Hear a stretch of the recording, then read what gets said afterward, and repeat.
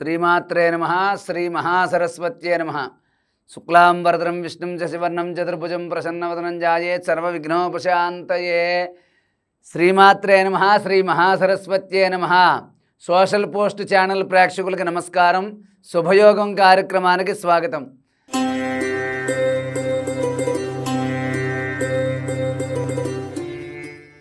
మనం ఈ రోజున ఈ శుభయోగం కార్యక్రమంలో గురుడు మే నెలలో తన సంచారాన్ని మారుస్తున్నప్పుడు మేషం నుంచి వృషభంలోకి వస్తున్నప్పుడు ఏ రాశికి ఎటువంటి ఫలితాలు కలుగుతాయనే విషయాల గురించి మనం తెలుసుకుంటూ ఉన్నాం.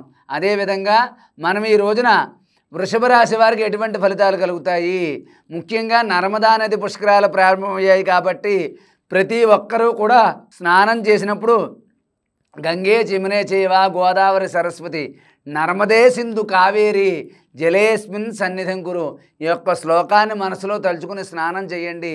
మీకు నర్మదా పుష్కర స్నానం ఫలితం కలుగుతుంది. అదేవిధంగా ఈ యొక్క వృషభ రాశి వారు ఈ గురుడు మార్పు వలన అధికమైనటువంటి ఖర్చులు పెరుగుతాయి. వీళ్ళకి కొంచెం మిశ్రమ ఫలితాలు కనబడుతున్నాయి. జన్మంలో ఉండటం వల్ల వీళ్ళకి జన్మ గురుడు విపరీతమైనటువంటి ఖర్చులు మీరు సంపాదిస్తారు, కానీ సాయంత్రానికో మర్నాడో దానికి తగినట్టుగా ఖర్చు కనపడుతుంది. అధిక ధన వ్యయం, మిశ్రమ ఫలితాలు, అదేవిధంగా పనుల్లో ఆటంకాలు, ఏ పని చేయాలన్నా బద్ధకం, అదేవిధంగా పనుల్లో ఏదో నిరాసక్తత నిస్సత్వ కలుగుతుంది. కాబట్టి ఈ వృషభ రాశి వారు ఈ గురుడు మార్పు వలన కలిగే ఫలితాలు అనుకూలంగా ఉండాలి, మీకంతా మంచే జరగాలి అంటే ఈ వృషభ రాశి వారు ఈ గురుడు ఉన్నంత కాలము కూడా మీరు ప్రతినిత్యం ఉదయాన్నే స్నానం చేసినప్పుడు బకెట్ నీళ్ళల్లో కొద్దిగా పసుపు వేసుకుని ఓ పసుపు రంగు పువ్వు దాంట్లో వేసి ఒక 10 నిమిషాలు పావు గంట ఉండి మీరు స్నానం చెయ్యండి. మీరు ఏదైనా పని మీద వెళ్ళినప్పుడు పసుపు రంగు వస్త్రాన్ని కానీ కండువా కానీ ధరించండి. మీ ఇష్టదైవాన్ని కులదైవాన్ని మీ ఇంటి పూజా మందిరంలో పసుపు రంగు పువ్వులతో పూజించండి. అలాగే గురువారం నాడు శనగలు ఉడకబెట్టి అది ఎక్కడైనా దేవాలయం దగ్గర నైవేద్యంగా సమర్పించి అందరికీ పంచిపెట్టండి. శనగలు బ్రాహ్మణులకి దానం చెయ్యండి, లేకపోతే శనగలు దానాగా గోమాతకి సమర్పించండి.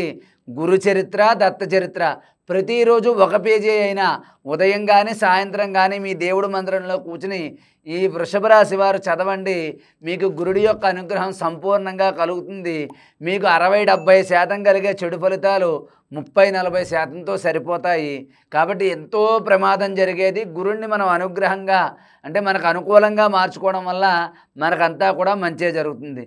కాబట్టి వృషభ రాశి వారు మీరు గురుడి యొక్క అనుగ్రహం నేను చెప్పిన పరిహారాలు పాటించి గురుడి అనుగ్రహంతో ఈ జన్మ గురువు యొక్క అనుకూల ఫలితాలు పొంది మీరు సంపూర్ణ ఆయురారోగ్యాలతో జీవించాలని చెప్పి ఆశీర్వదిస్తూ సర్వే జనా సుఖినో భవంతు. స్వస్తి.